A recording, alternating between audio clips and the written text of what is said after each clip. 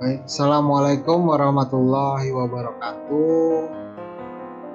Kita akan bahas mengenai gangguan spektrum autistik atau autisme atau autis. Bagaimana ciri-ciri dari autis dan fungsi otak, lalu tokoh yang sukses meskipun pengitas autis ya, itu Gradin Temple atau Temple Graldin. Saya akan bagikan videonya dulu, apa sih bagaimana dia berjuang.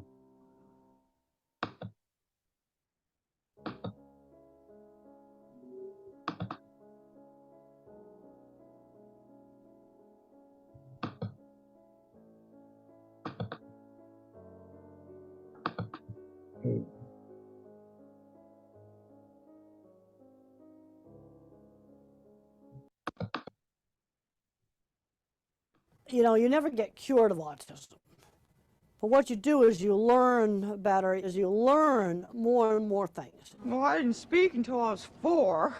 Now I have a BA and a master's, and I'm studying for my doctorate.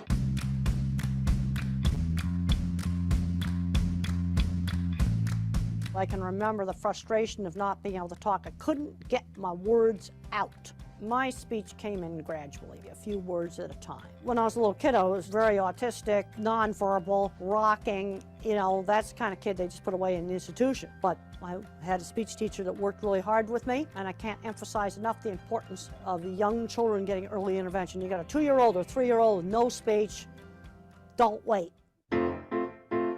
High school was absolutely worst part of my life. Teasing. I got kicked out of school for throwing a book at a girl, teased me because, teasing really made my life miserable. And the only places I could get away from teasing was the specialized activities. Things like horseback riding, electronics lab, model rocket club. The line was drawn in the sand. I was not allowed to become a recluse in my room. I had to get out and do things. I'm always kind of baffled at just how illogical people are in their thinking. I'm very logical in my thinking. But when I was younger, I didn't know that other people thought more in words. You see, I think in pictures. If I don't have a picture, I don't think. And my mind is very, very associative. Being a visual thinker, I tend to put things into categories. You see, autism is a very big spectrum. At one end of the spectrum, you got half the people at Silicon Valley. And then at the other end of the spectrum, you've got somebody who's very handicapped, remains nonverbal, is going to have to live in a supervised living situation. Really, really big spectrum. And, Einstein probably be labeled autistic today in a lot of school systems because he had no speech until age 3. I'm interested in seeing something that makes real change. I've done a lot of work that's made a lot of improvements in the livestock industry, and I think I've helped a lot of kids succeed. I want to see the kids that are like me succeed. That's the kind of stuff that makes me happy, when I see the things that I do make a difference.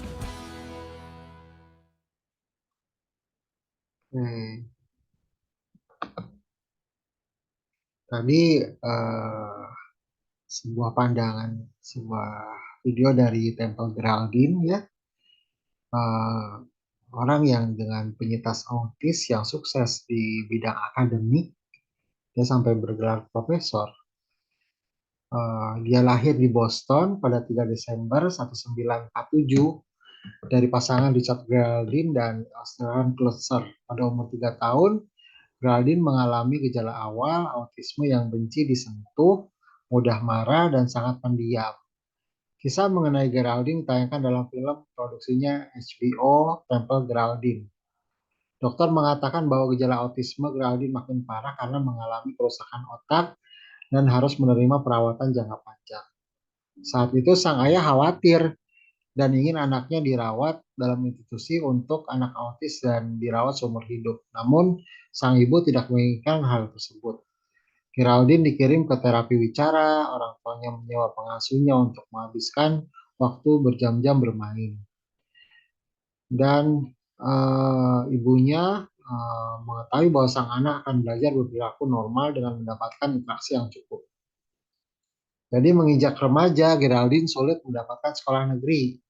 Selain kemampuan pendidikan di Amerika saat itu memiliki kapabilitas pengajar yang tidak memiliki pengajar kapabilitas dengan penyandang autis, teman sebaya Geraldine acap kali mengejeknya.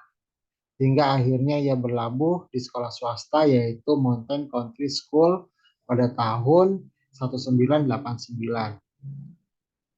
Pada masa SMA yang tidak menyenangkan bahwa Geraldine ada kelas yang membuatnya bahagia, yakni kelas berkuda dan juga laboratorium ilmu pengetahuan.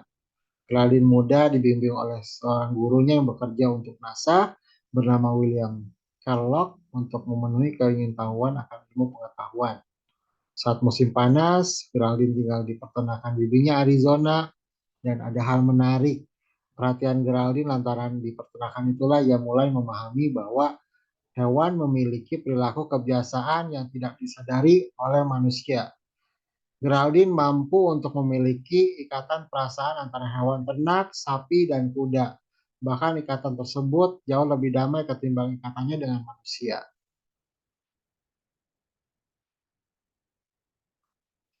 Apa yang dilakukan Geraldine mirip dengan serial animasi Nickelodeon yang berjudul The Wild Thornberrys, di mana seorang anak perempuan mampu berbicara seperti pada simpanse peliharaannya. Cara Geraldine memahami hewan adalah saat melihat proses peras susu sapi. Sapi-sapi tersebut di sebuah kandang sempit, berbentuk tiang bersih, berongga, dan menghimpit. Karena posisi terjepit itu, sapi-sapi justru menjadi tenang karena terhindar dari suara bising dan gerakan-gerakan tak terduga. Fenomena tersebut, Geraldine mencoba apa yang dilakukan para sapi. Dia masuk ke kandang sapi parah yang terhimpit secara natural. Geraldine memahami bahwa dirinya sama seperti sapi-sapi tersebut. Dia tidak bisa berada dalam keadaan ramai dengan himpitan, dirinya merasa tenang dari stres. Akhirnya ia mencoba menciptakan alat serupa yang fungsinya mirip dengan kandang sapi parah. Alat itu kemudian dinamakan dengan mesin tekan, yaitu squeezer mesin. Alat terbuat dari bahan kayu, posisinya berbentuk balok, dan diambil seutas tali. Orang menggunakannya akan berada pada posisi terlungkup, layaknya seperti seekor sapi. Saat dirinya dalam keadaan tertekan, gelisah, Geraldine cukup menarik tali sehingga kayu berada di sisi kanan atau sisi kiri menghimpit badan Geraldine. Dengan adegan film alat tersebut menenangkan Geraldine yang gelisah saat dirinya tidak nyaman. Lantas mengapa penyandang autis bisa memiliki kesamaan dengan sapi perah? Geraldine menyiapkan mereka berdua memiliki petunjuk visual dan menavigasi dunia mereka.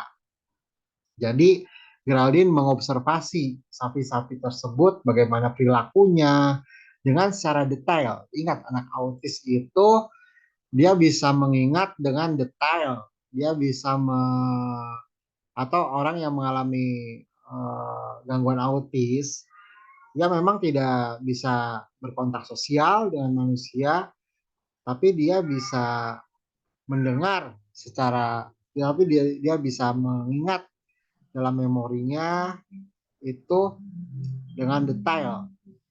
Misalnya gambarnya kotak-kotak atau gambarnya mendetail sekali. Jadi hewan adalah pemikir sensorik. Mereka berpikir dalam gambar. Jika dalam bau, suara, Geraldine dalam kata Geraldine. Jadi Geraldine menemukan bahwa hewan adalah pemikir sensorik. Mereka berpikir dalam gambar, juga dalam bau dan suara. Selain itu, bahwa tekanan sentuhan dapat memberikan efek menenangkan pada anak-anak dengan gangguan kejiwaan. Sampai saat ini, squash mesin masih diperjualbelikan dan dijual di Terafin Corporation seharga $45-25 dengan ukuran 60 inci, panjang 60 inci, dan lebar 32 inci. Namun terlepas dari kesuksesan yang Geraldine peroleh sebagai penyandang autis, Nyatanya ia juga pernah mengalami diskriminasi gender di tahun 1970. Industri ternak Midwest, Amerika Serikat, ia mendapatkan seksisme dan bullying. Bahkan ia pernah menjumpai mobilnya ditutupi testis dan darah banteng. Badan koboi yang ingin saya pergi karena mereka mengatakan istri tidak suka saya berada di sana. Namun karena saya autis, saya tidak menanggapi hal-hal yang sosial.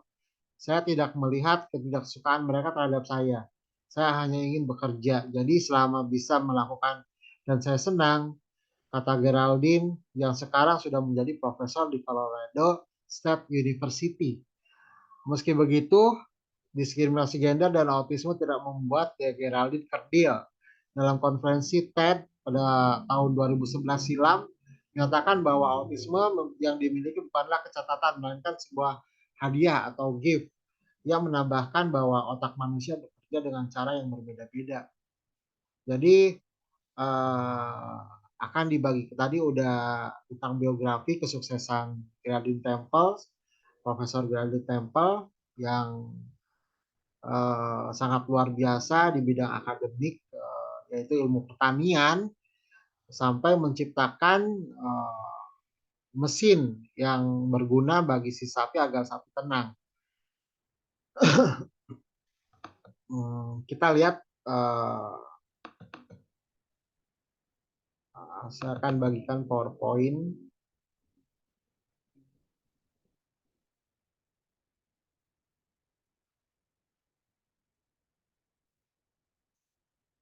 Gangguan spektrum autistik. Nah, apa sih spektrum autistik? Nah, pada umumnya gangguan spektrum autisme adalah gangguan perkembangan privasif yang memiliki karakteristik berupa kesulitan dalam komunikasi sosial dengan perilaku dan minat serta aktivitas yang terbatas dan pola yang repetitif.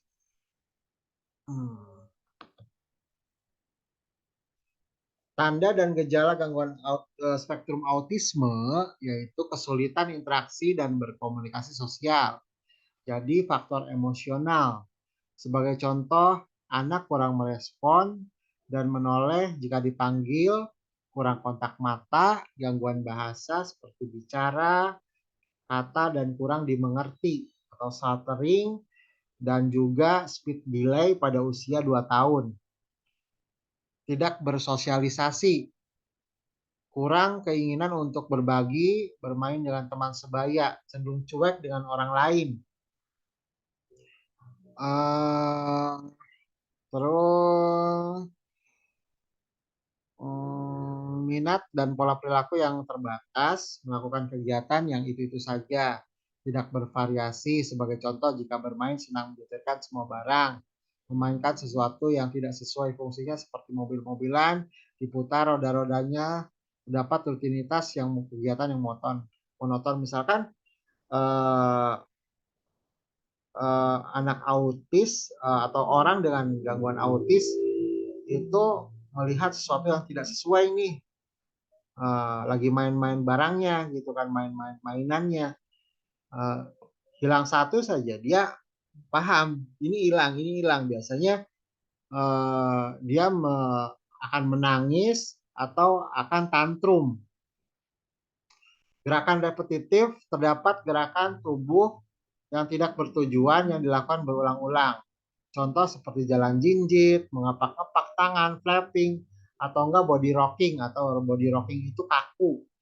Gangguan sensori seperti respon indera cenderung hipersensitif, hiposensitif terhadap rangsangan. Jadi hiper atau hiper itu lebih sensitif, lebih biasa daripada orang normal. Berikut yang tadi saya ceritakan, ini karya Temple Geraldine, yaitu sebuah kandang sapi yang sangat detail sekali ya kalau lihat lihat gambarnya. Sangat detail bagaimana cara-caranya, masuknya dan sebagainya.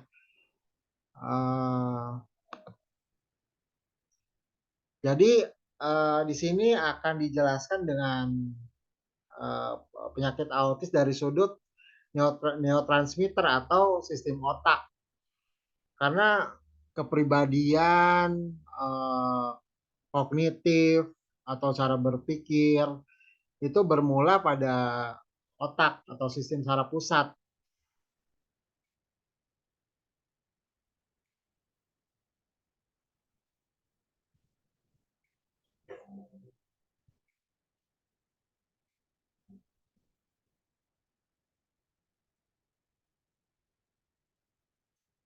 Nah, oke. Jadi di sini ada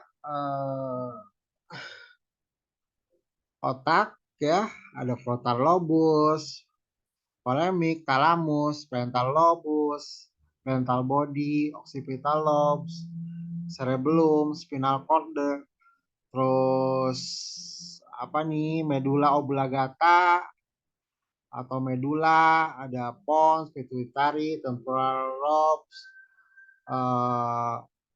optik optik krisma, ini optik ini untuk mata biasanya.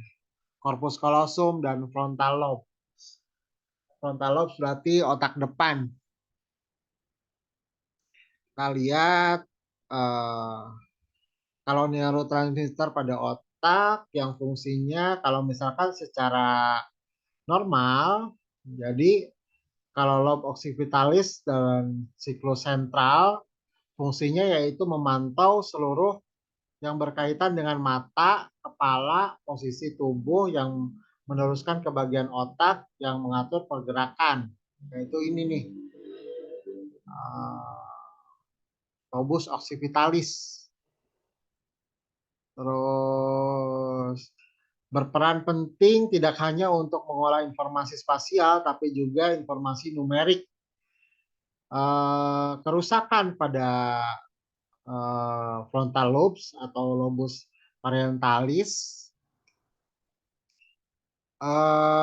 Di sini kerusakannya berkaitan dengan bagian otak lainnya pada anak autis, ketidakmampuan mengkoordinasikan antara apa yang dilihat dengan kemampuan motorik dan kecenderungan impulsif.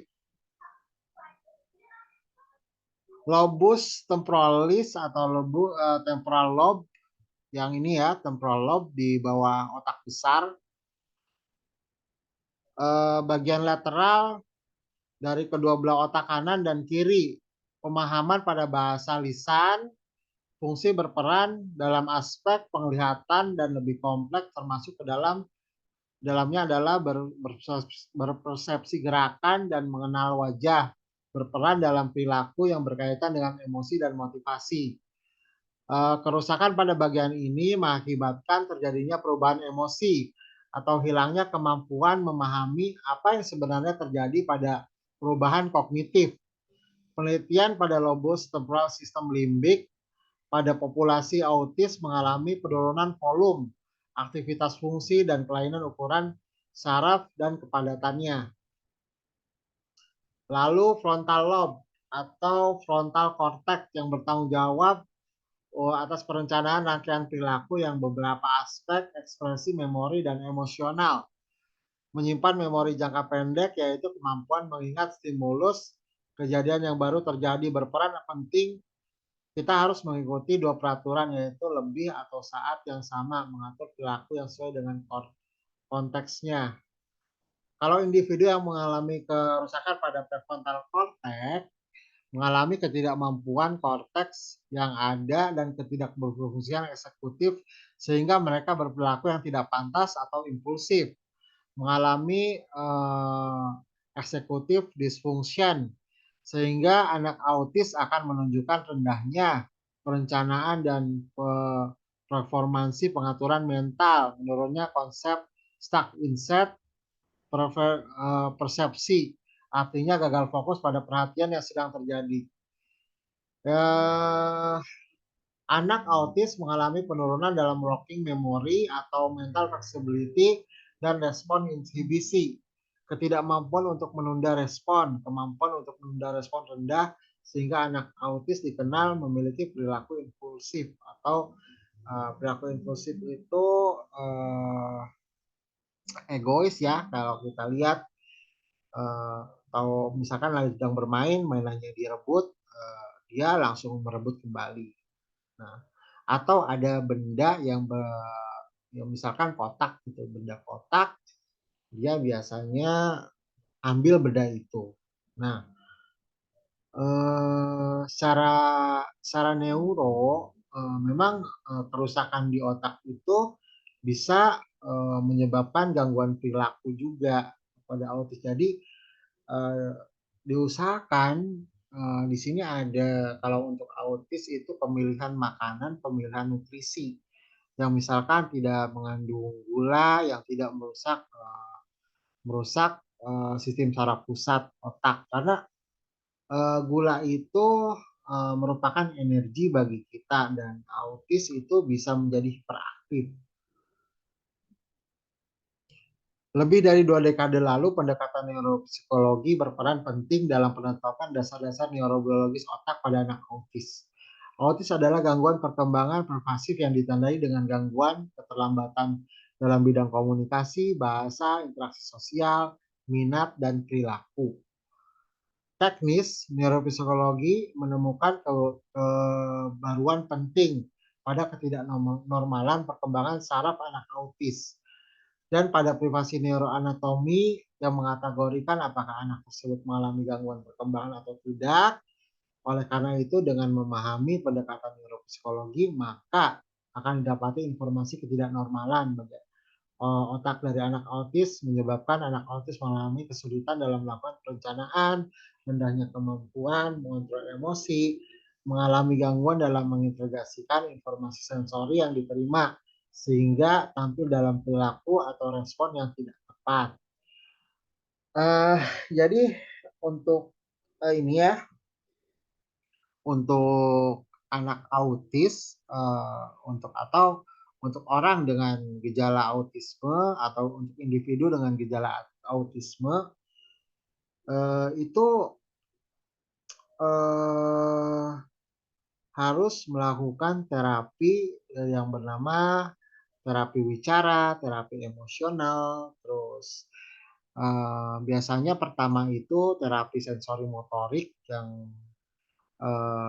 dengan gambar terus angka, dengan gambar terus angka. Karena, mereka itu apalagi kalau anak-anak emosionalnya lebih lebih besar ya, makanya harus ada terapi emosional, terapi emosional kognitif dan ada terapi behavioral, kognitif.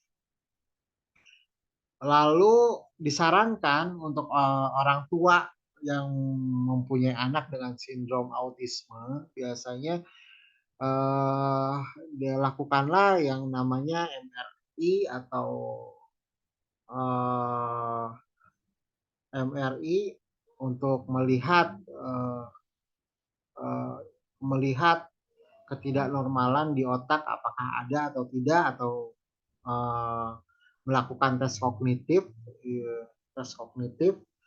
yang sudah ada di rumah sakit, di beberapa rumah sakit ya, untuk gangguan autis. Nah, oke, dan disarankan juga untuk, konseling dengan dokter anak yang Anda percayai, juga, pada terapinya, untuk yang profesional, psikolog atau psikiater.